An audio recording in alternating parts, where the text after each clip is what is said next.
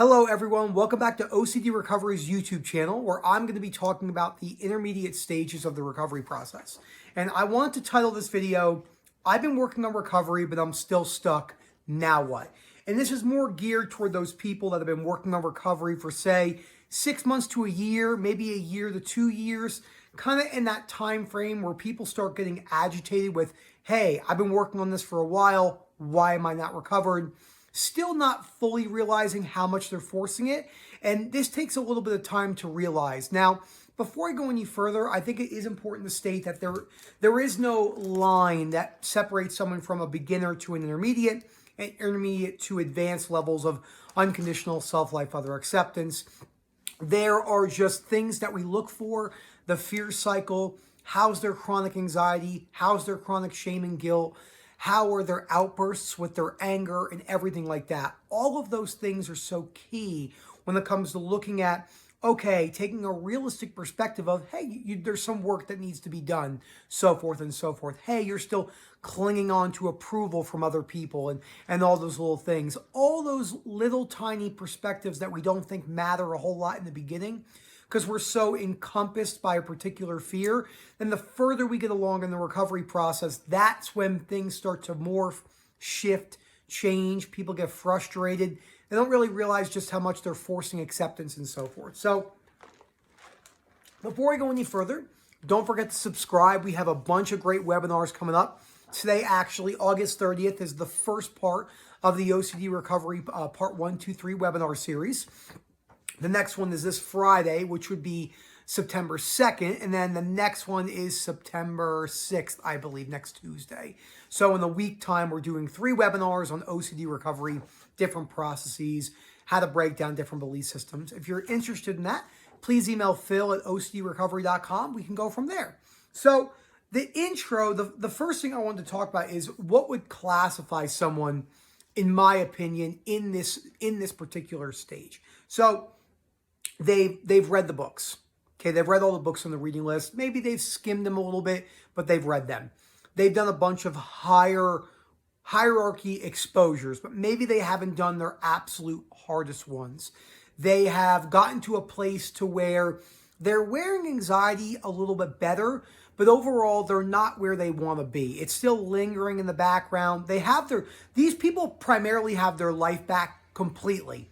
99.9% to 100% of their lifestyle structures are back. They have a moderate sleep routine. They're not so black and white on nutrition and foods being good or bad. They're not super black and white on exercise.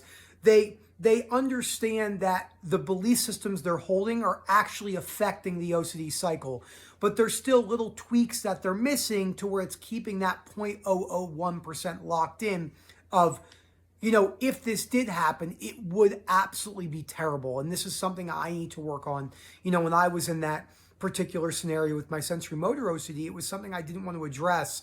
And it came back to bite me in the end, which is okay. It's a learning process for everyone.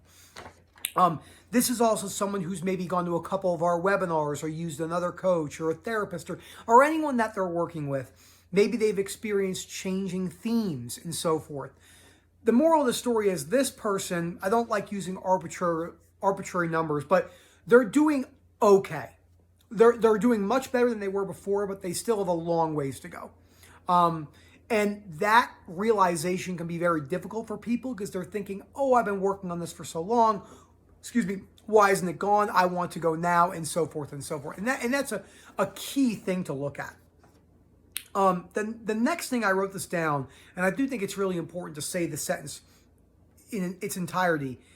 It takes time to take an honest assessment of your progress. Many people don't want to take an honest assessment of where they are in the recovery process because sometimes it could bog them down a little bit because they're still experiencing a lot of symptoms that they don't want to experience. And this is where that coasting phase comes in. The other thing I've realized with people who are in this stage where they might have maybe a month or two of feeling well and then things are coming back and forth is this. They are still subconsciously holding on to the belief that they need it to go, that they need this to go away right now. And that is the fear of fear. And the fear of fear is encapsulated in 3 different aspects. The fear of being stuck with XYZ themes or symptoms forever, the fear of going backwards, and the fear of a new theme developing. All of these encompass that fear that usually is one of the last things to go. And the only way to recover from fear is realizing that you don't need to recover. Now, what I mean by that is this. You really don't need to not suffer with OCD. You need oxygen and you need water. And shelter can be argued because there's people out there that don't have the best shelter. Water and oxygen are pretty key to live. But you don't need OCD recovery. Now, that doesn't mean you can't work towards OCD recovery. That's not what I'm saying. We just don't need it in the way that we imagine that we need it. That's a subtle difference, a key difference. The next thing I want to talk about is how to actually move forward through this phase. And this is something, a mistake that I've made. I was making a post in the Facebook group the other day talking about the reason why, or just telling people in general, the reason why I do this for all of you is to help guide you through the mistakes that I made, to take a burden off of you when you're going through OCD recovery yourself. Hopefully save you a little bit of suffering if that's possible. No guarantees, and that will be key. So rereading the books on the reading list, going through the first book on the reading list again, How to Stubbornly Refuse to Make Yourself Miserable About Anything, Yes Anything. Book number 2, Self-Help for Your Nerves by Claire Weeks. A very practical approach to wearing anxiety. Not all we need for OCD recovery, but very key. Book number 3, The Myth of Self-Esteem. Chapter 4 specifically, Psychotherapy and the Value of a Human. Breaking down the myths surrounding self-esteem, breaking down the myths of conditional acceptance, and moving towards unconditional acceptance. Book number 4, Man's Search for Meaning, which is a great book for perspective on the stuff that people go through. Another book that I would add to that is Yomi Park's book. I can't remember the title of the book. It's up there. She was a defector from North Korea. That's a great book. Book number 5 is At Last the Light by Paul David. Very similar to Claire Weeks' book, a practical application about about anxiety recovery and how we're always trying to run from it and get away from it and why that doesn't work. And then book 6, Marcus Aurelius' Meditations, which is one of the most famous Stoic books out there.